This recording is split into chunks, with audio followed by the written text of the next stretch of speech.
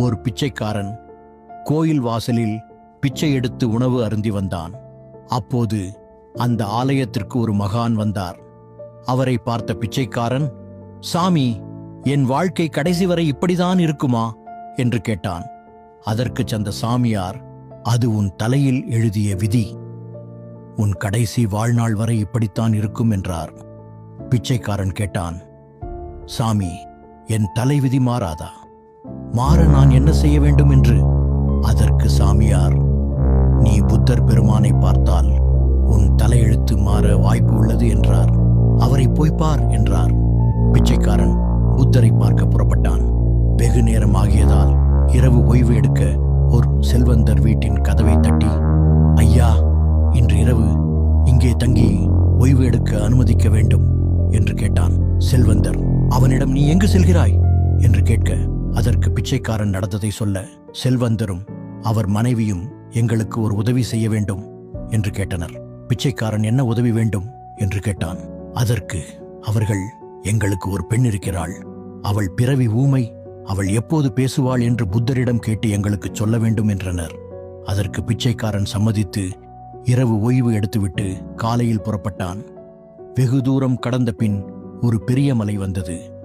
அதை கடக்க முடியாமல் இருந்த நேரத்தில் ஒரு மந்திரவாதி அங்கு வந்தார். அவர் பிச்சைக்காரனுக்கு, இந்த மலையை என் மந்திரக்கோல் மூலம் உன்னை கடக்க வைக்கிறேன். நீ எனக்கு ஓர் உதவி செய்ய வேண்டும் என்றார். பிச்சைக்காரன் என்ன உதவி என்று கேட்க, நான் 500 ஆண்டுகளாக முக்தி அடையாமல் உள்ளேன். நீ புத்தரிடம் என் முக்திக்கு என்ன வழி என்று கேட்டு வர வேண்டும் என்றார். அதற்கும் பிச்சைக்காரன் சம்மதம் தெரிவித்தான். மந்திரவாதி மலையை கடந்து பிச்சைக்காரனை விட்டுச் சென்றார்.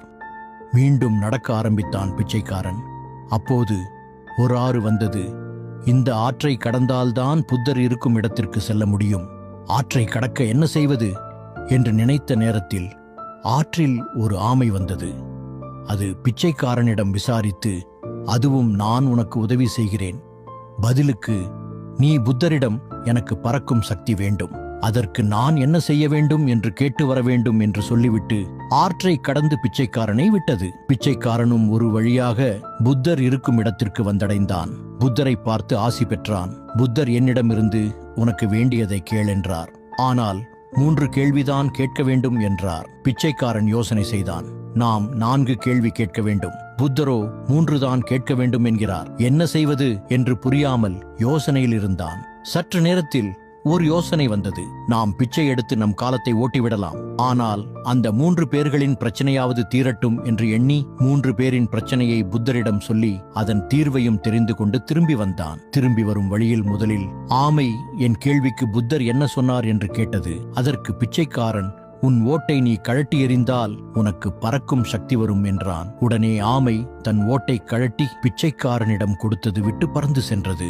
அந்த ஓட்டில் பவளமும் முத்துக்களும் இருந்தது.